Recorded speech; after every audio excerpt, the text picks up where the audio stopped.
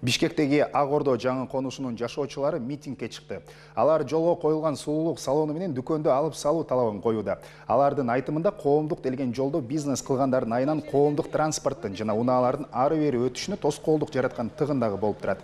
Мунун айынан кырсыктуу окуялар дагы көп катталып, адам өмүрү кыйылган учурлар болгон. Жергиликтүү жашоочулар Тагай би көчөсүнө коюлган сулуулук салону менен дүкөн ээлерине ким уруксат бергенин билүү үчүн жергиликтүү бийликке дагы кайрылганын айтат.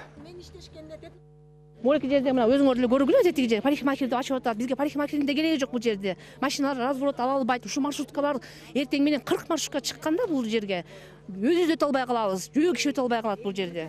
Ушуну чечип беришсин.